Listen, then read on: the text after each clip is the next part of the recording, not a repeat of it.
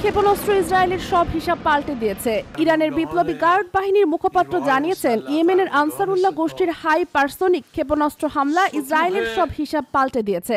সিরিয়ার পরিস্থিতি নিয়ে ইসরায়েল যখন আনন্দিত ছিল, ঠিক তখনই ইয়েমেনের আনসারুল্লাহ গোষ্ঠী তাদের অধিকৃত ভূখণ্ডে ক্ষেপণাস্ত্র হামলা চালায়। আইআরজিসির জনসংযোগ বিভাগের প্রধান ব্রিগেডিয়ার জেনারেল আলী মোহাম্মদ নাইনি বৃহস্পতিবার এ মন্তব্য করেন।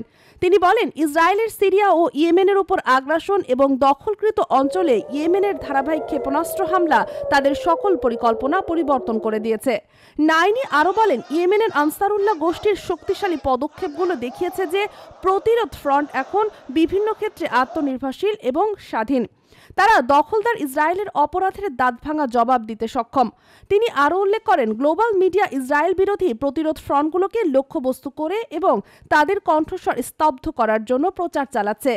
আইআরজিসি কমান্ডার এই প্রচারাভিযানকে সৃজনশীল উপায়ে মোকাবেলা করার জন্য একটি ব্যাপক মিডিয়া ফ্রন্ট গঠনের প্রয়োজনীয়তার উপর জোর দিয়েছেন।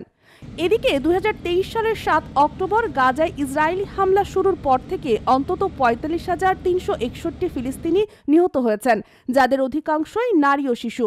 দখলদার ইসরায়েলি শাসনের বিরুদ্ধে ফিলিস্তিনিদের সংগ্রামের প্রতি ইয়েমেনের প্রকাশ্য সমর্থন দিয়ে যাচ্ছে এবং ইসরায়েল, যুক্তরাষ্ট্র এবং যুক্তরাজ্য সম্পর্কিত জাহাজগুলোর বিরুদ্ধে হামলা চালাচ্ছে। ইয়েমেনি সশস্ত্র বাহিনী ঘোষণা করেছে, গাজার উপর ইসরায়েলের স্থল ও বিমান হামলা বন্ধ না হওয়া পর্যন্ত তাদের হামলা অব্যাহত থাকবে। বুধবার ইয়েমেনি সশস্ত্র বাহিনী গাজার প্রতি সমর্থন জানিয়ে দখলকৃত ইসরায়েলি অঞ্চলের একটি সামরিক লক্ষ্যবস্তুতে ক্ষেপণাস্ত্র হামলা চালায়, যা ছিল 2 দিনের মধ্যে দ্বিতীয় আক্রমণ। এই অভিযানে প্যালেস্টাইন 2 হাইপারসোনিক ব্যালিস্টিক মিসাইল ব্যবহার করা হয়, যা তেল আবিবের একটি সামরিক লক্ষ্যবস্তুতে আঘাত হানে এবং ইসরায়েলের ব্যাপক ক্ষয়ক্ষতি সাধিত করে। দেশ জগৎ ইন্টারন্যাশনাল ডেস্ক নিউজ।